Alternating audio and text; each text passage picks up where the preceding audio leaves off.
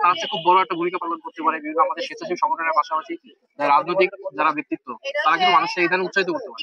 এটা কিন্তু খুব বড় একটা হচ্ছে মানব সেবা। ওয়ালাইকুম আসসালাম। ভাই ভালো আছেন আপনি? জি আছি আলহামদুলিল্লাহ। জি আলহামদুলিল্লাহ। এই রক্তদান কর্মসূচির মূল উদ্দেশ্য কি এবং কাদের জন্য এটি আয়োজন করা হয়েছে? রক্তদান কর্মসূচির মূল উদ্দেশ্য হচ্ছে আমাদের চিকিৎসা ক্ষেত্রে আধুনিকতার জন্য প্রচুর রক্তের প্রয়োজন হয়। মানুষের সুচিকিৎসার জন্য রক্ত খুবই বড় একটা ভূমিকা পালন করে। আজকাল দেখা যাচ্ছে ইয়াং শ্রেণীর যারা আছে তারা অনেকে রক্ত দিতে ভয় পায়, তাদেরকে উৎসাহিত করার জন্য যাতে চিকিৎসা ক্ষেত্রে মানুষ খুব সহজে হচ্ছে রক্তটা পেতে পারে এবং চিকিৎসা পায়। এর জন্য হচ্ছে আমরা এই প্রোগ্রামটা করে থাকি যাতে যুবকদের উৎসাহিত করতে পারি।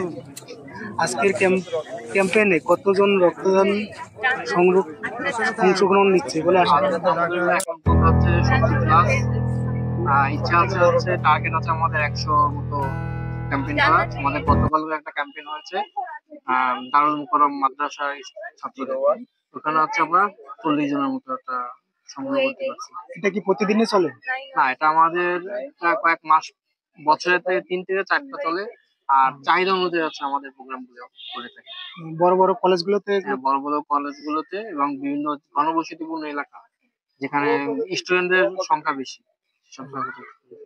রক্ত সংরক্ষণ করার পরে এগুলো হচ্ছে আপনাদের মানে কোন কোন প্রতিষ্ঠানে ব্যবহার করা হয়? হাসপাতাল? আমরা হচ্ছে মূলত রক্ত সংগ্রহ করি না, আমরা রক্তদাতাদের একটা তালিকা তৈরি করি এবং এটা সংগ্রহ করি। বিভিন্ন জায়গা থেকে মানুষের হসপিটাল থেকে যে চাহিদা আসে তখন হচ্ছে আমরা ডোনারদের সাথে কথাবার্তা বলে ম্যাচ করলে তাদের কিছু হসপিটালে নিয়ে যায় এবং রক্ত দেওয়া হচ্ছে কিভাবে সহায়তা করি। বুঝতে পারছি। রক্তদানের উদ্যোগ বা উদ্দেশ্য এখানে চ্যালেঞ্জ কি মনে করেন আপনি? চ্যালেঞ্জ হচ্ছে ইয়াং জেনারেশন অনেকে রক্ত আগ্রহী না, তাদেরকে আগ্রহী করে তোলা এবং হচ্ছে সবচেয়ে বড় চ্যালেঞ্জ হচ্ছে আমরা যারা রক্ত দেওয়ার পরে একটা ডোনারকে ভালো মতো হচ্ছে খোঁজ খবর নেই না। এর জন্য হচ্ছে আমাদের পুরাতন ডোনার যারা থাকে তারা হচ্ছে রক্ত ভবিষ্যতে দেওয়ার জন্য আগ্রহ হারায় না।